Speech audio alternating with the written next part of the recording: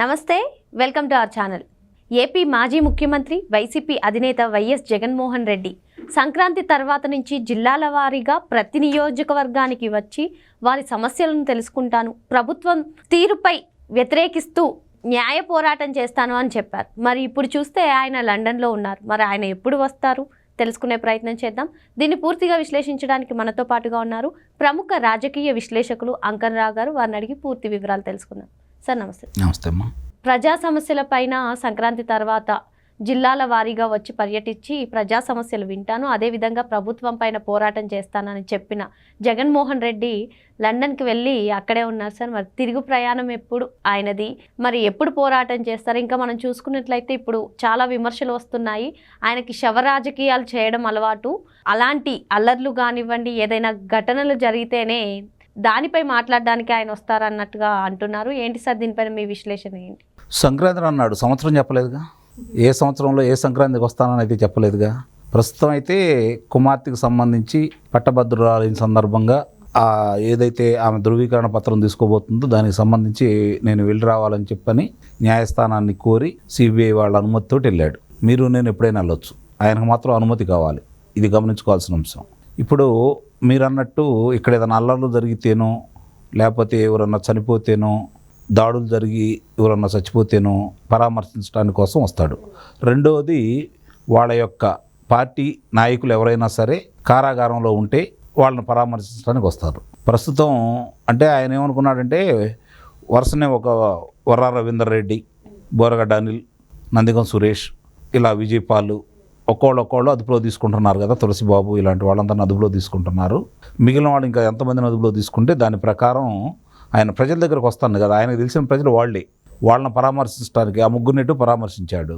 మిగిలిన వాళ్ళని పరామర్శించాలి అంటే నిస్సందేహంగా వాళ్ళ నాయకులు ఎవరైతే వాళ్ళు కారాగారంలో ఉన్నారో అప్పుడు మాత్రమే పరామర్శకు వస్తాడు.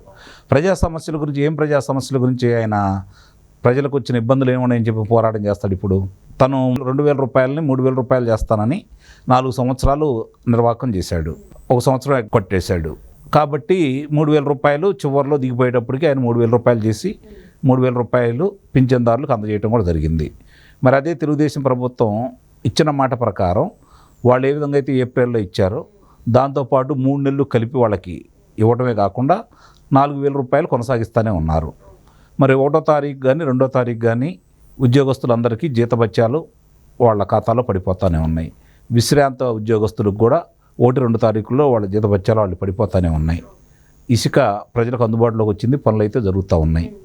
నాణ్యమైన మద్యం ప్రజలకు ఇచ్చేశారు. రహదారులు ఆయన 5 సంవత్సరాలు రహదారుల గురించి పట్టించుకోలేదు, గుంతలమయమైపోయినాయి. ఎంతమంది ఇబ్బంది పడ్డారో, ఎన్ని వాహనాలు మామూలుగా చాలా ఇబ్బందులు పడ్డాయో ఆ వాహనదారులకు తెలుసు, రహదారుల మీద ప్రయాణించిన ప్రయాణికులకు అందరికీ తెలుసు. కొంతమంది అయితే ప్రయాణాలు మానుకున్న సందర్భాలు కూడా ఉన్నాయి. ఎందుకంటే ఆ గోతుల్లో వెళ్ళలేక ఏముందలే ముఖ్యమైన దానికి తప్ప మామూలు దానికి వెళ్ళకుండా వాళ్ళు ఇళ్ళకాడే ఉన్న సందర్భాలు అందరికీ తెలుసు. మరి అలాంటి సందర్భంలో ఈరోజు ప్రజల మధ్యకు వచ్చేసి ఏ విధంగా చెప్తాడు?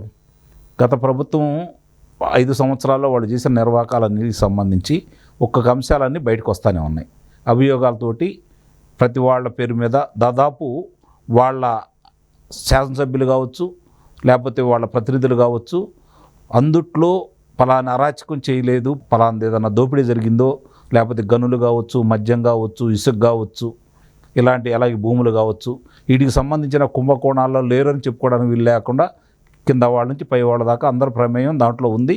ఒక్కొక్క విషయాలన్నీ బయటకు వస్తూనే ఉన్నాయి. మరి ఆ వచ్చిన తర్వాత రేపు ప్రజలు అడుగుతారు కదా, పలానా వ్యక్తి పలానా దాంట్లో ఉన్నాడు, అతను నీకేమవుతాడు, ఏమని సమాధానం చెబుతాడు? సాక్షి పేపర్ నాది కాదన్నట్టు చెబుతాడా? లేకపోతే సాక్షి పేపర్లో ప్రచురించింది మీరు నమ్మొద్దని చెప్పి నిండు శాసనసభలో చెప్పినట్టు అక్కడ కూడా వాళ్ళు నా మనుషులు కాదని చెబుతాడా? ఇప్పుడు 2023 శాసనమండలి ఎన్నికల్లో 3 శాసనమండలి స్థానాలకు సంబంధించి 2 రాయలసీమలో 1 ఉత్తరాంధ్రలో జరిగితే 3 తెలుగుదేశం పార్టీ కైవసం చేసుకుంది. అప్పుడు సజ్జల రామకృష్ణారెడ్డి గారు ఏమన్నారు? వాళ్ళు మా ఓటర్స్ కారు, మా వాళ్ళు వేరేగా ఉన్నారు అన్నాడు. మరి వాళ్ళు ఎక్కడ పోయారో అర్థం కాదు మామూలు ఎన్నికల్లో. అంటే ఇప్పుడు వాళ్ళకి ఓటర్లు లేరు అనేది వాళ్ళకి స్పష్టంగా వాళ్ళే అంటే వాళ్ళు చెప్పారు. రేపొద్దున జనం కూడా వీళ్ళందరూ మా వాళ్ళు కాదు, తెలుగుదేశం పార్టీ వాళ్ళు లేకపోతే కూటమి వాళ్ళు, కాబట్టి నేను పరామర్శించడానికి రావటం లేదు, బాధితులు ఎవరు లేరు అని చెప్పొచ్చు రేపు పొద్దున. అసలు ముందు ఆయన ఇండియా రావాలి కదా. ఇప్పుడు ఒక్కొక్క అంశం జరుగుతూ ఉంది.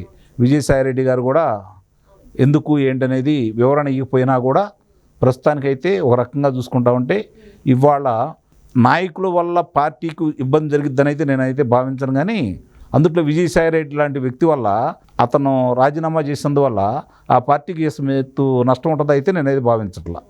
సార్ మీరు అన్నట్టుగా లండన్ వెళ్ళినప్పుడల్లా అల్లర్లు జరుగుతుంటాయి సార్. నార్మల్గా మనం చూసాం కోనసీమ అల్లర్లు కానివ్వండి. అతను అధికారంలో ఉన్నాడు కాబట్టి. ఇప్పుడు అధికారం పోయిన తర్వాత ఒకసారి వెళ్ళొచ్చాడు కదా, అప్పుడు ఏమి చేయలేకపోయారు కదా ఇక్కడ. అంటే అతను అధికారంలో ఉన్నప్పుడు చేశాడు, ఇప్పుడు అధికారంలో లేడు కదా, మడత పెడతారు. ఇప్పుడు ఏదన్నా చేస్తే చూస్తా ఊరుకోరు కదా ఈ కూటమి ప్రభుత్వం. చంద్రబాబు నాయుడు గారు కావచ్చు, పవన్ కళ్యాణ్ గారు కావచ్చు, లోకేష్ బాబు గారు కావచ్చు, పురంధేశ్వరి గారు కావచ్చు, వాళ్ళ ఆధ్వర్యంలో నడుస్తున్నటువంటి ఈ ప్రభుత్వం చూస్తా అయితే ఊరుకోదు కదా. కాబట్టి ఏం చేయాలో పోవట్లేదు. వాళ్ళు దాడులు చేసుకుంటారు, వాళ్ళు కొట్లాడుకుంటారు, వాళ్ళ మీదే వాళ్ళు ప్రతిదాడులు చేసుకుంటూ ఉంటారు. కానీ అది తెలుగుదేశం కూటమి ప్రభుత్వం వాళ్ళు చేపిస్తున్నారని, అరాచకం పెరిగిపోతుందని, హత్యలు జరిగిపోతున్నాయి అని, దోపిడీలు జరిగిపోతున్నాయి అని నానా రకాలుగా యాగి చేస్తూ ఉంటారు.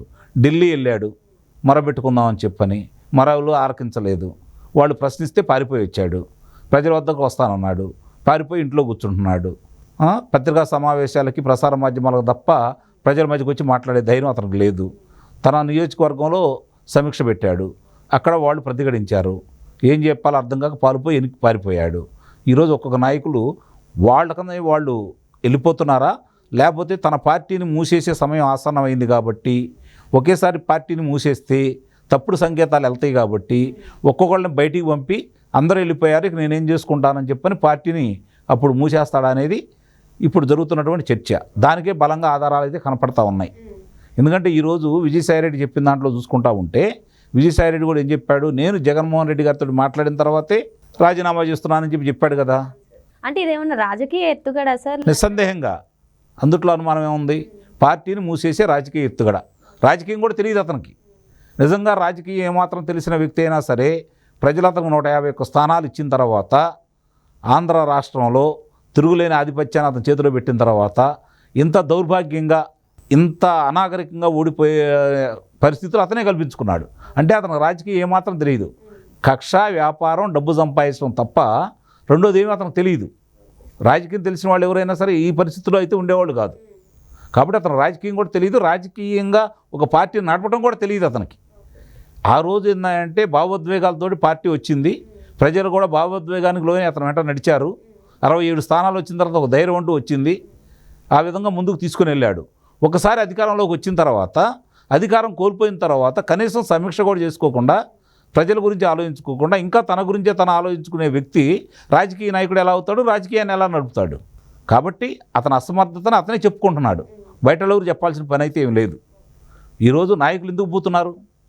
తెలుగుదేశం పార్టీ 5 సంవత్సరాల్లో నువ్వు 151 స్థానాలు నీకు వచ్చిన తర్వాత ఎంతమంది నాయకులు నీ పార్టీలోకి వచ్చారు? 23 మంది శాసనసభ్యులు ఉంటే 4 వచ్చారు నీ పార్టీలోకి. 4 కదా వచ్చింది. 3 లోక్సభ సభ్యులు ఉంటే చివరిలో ఒక ఆయనే వచ్చాడు. మరి ఈరోజు ఎందుకు పారిపోతూ ఉన్నారు? ఇప్పటికి 4 రాజ్యసభ సభ్యులు నిన్ను కాదనుకొని బయటకు వెళ్ళిపోయారు. ఏంటి దౌర్భాగ్య పరిస్థితి? శాసనమండలి సభ్యులు వెళ్ళిపోయారు. అంటే నువ్వు నీ నాయకులను కాపాడుకోవడానికి కూడా నువ్వు శ్రద్ధ పెట్టలేదు. దీన్ని బట్టి అర్థమైపోతూ ఉంది. అలాంటి శ్రద్ధ పెట్టిన వాడు నువ్వు రాజకీయ నాయకుడు ఎలా అవుతావు? లేకపోతే ఒక పార్టీకి అధ్యక్షుడిగా ఎలా ఉండగలుగుతావు? నైతిక అనేది నీకు లేదు కదా ముందుగా. ఇప్పుడు ప్రజల వచ్చి మీరు అడిగారు ఎప్పుడు వస్తారు, నేను అందుకే అడిగాను. సంవత్సరం అయితే చెప్పలేదు కదా ఆయన, సంక్రాంతి అన్నాడు. ఏ సంక్రాంతి అనేది చెప్పలేదుగా, పలానా తారీఖులో నేను వస్తాను, పలానా సంవత్సరంలో వస్తానని ఎదురు చూడటమే. మనం వచ్చినప్పుడు వచ్చాడు అనుకోవటమే. డిసెంబర్ అన్నాడు, నవంబర్ అన్నాడు, జనవరి అన్నాడు, రేపు పొద్దున ఫిబ్రవరి అంటాడు, ఆ తర్వాత మార్చి అంటాడు. ఆ తర్వాత అంటానికి ఏం లేదు. మార్చి తర్వాత ఆయన బయటైతే ఉండడు. ఇండియాకంటూ వస్తే ఆయన కారాగార వాసమే. మరి ఇండియా వస్తాడా రాడనేది నేనైతే రాడని అయితే నేను భావిస్తున్నాను. చాలామంది అతని మనస్తత్వం తెలిసిన వాళ్ళు వస్తారు అని అంటున్నారు. చూడాలి ఏం జరుగుతుందనేది. మరి జగన్ ఇండియా ఎప్పుడు వస్తాడన్నది ఆసక్తికరంగా మారిందని చెప్పి సార్ చెప్తున్నారు. Thank you sir. Thank you.